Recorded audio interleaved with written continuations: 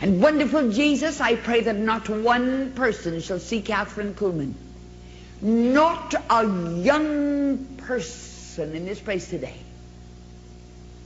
shall see Kathryn Kuhlman.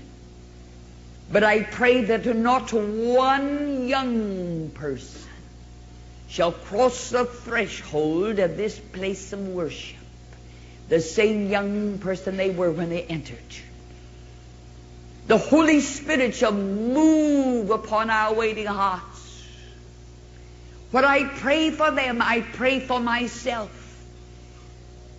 For no one in the whole world is as hungry for more than the one who's speaking this morning. If only these young people could know it. For just a few minutes as I bare my soul to them, I shall do something I've never done in my life before, never. And yet it's something I have to do. But through it all, may they know that the one who's speaking is crying out for more. Because there is so much more. Every atom of my being is crying out for more. So much more. It's a simple prayer, but you know my heart. I never plan too much in advance. And I'll just be very frank with you. I usually take one day at a time. I take one service at a time. If I planned in advance, I would have had a nervous breakdown a long time ago. And let's just be practical about the thing. It's just like that. I knew I had the great service yesterday, and so we were praying about that. Last night, weary in body, I'll tell you, that was one of the shortest nights I ever spent. Something happened to Tulsa time. I don't know what it was. But when I awakened this morning, I was like in the same position when I went to sleep last night. And I don't remember going to bed, you know. But when I awakened, I tell you the truth, I knew exactly what God wanted me to do. And I'm doing something I have never done in my life before. I tell you the truth. What I say to you, the world does not know.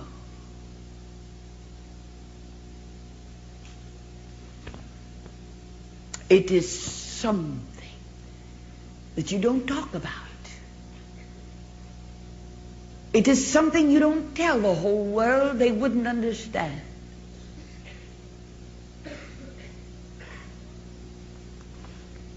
God has a purpose. God has a reason for having asked me to do what I'm doing. I'm going to tell you what Kathryn Kuhlman is really like. Every time somebody gets Dino off privately, one of the first things they'll ask is, what's Miss Kuhlman really like? Wherever they get my Maggie, I don't care where we are, anywhere in the nation, they'll get Maggie off and say, now Maggie, confidentially, what is Miss Kuhlman really like? When they get Dr. Metcalf off someplace privately, you know, probably inviting him for just a little luncheon or something, but they're really wanting to know just one thing. Dr. Metcalf, confidentially, what is Miss Kuhlman really like?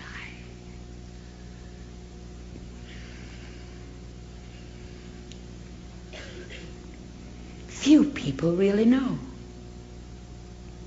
My sister, my older sister, who's old enough to be my mother, said not more than 3 weeks ago She looked me directly in the face and she said, you know, Kathryn, I really still don't understand you. I really still don't understand you. And I often smile when those who are nearest to me will say, that's all right, we understand you.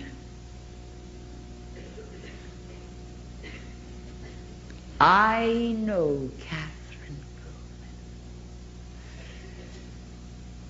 I know her better than anyone else in the whole world. And for just a very few minutes, I'm going to tell you what she's really like. You see what the world sees is just the glamour of it all. All of that 14,000 people really saw yesterday. All that the thousands of people really see of Kathryn Kuhlman is she comes walking out on stage with a long white dress. And they see the smile. And some say she's a little too theatrical.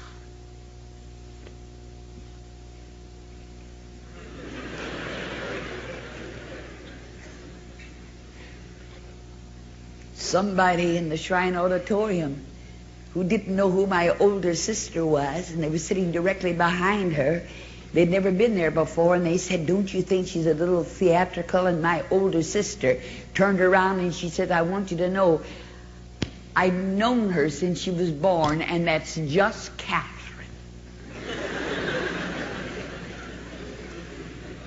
And they see the glamour of everything, and they think it's wonderful.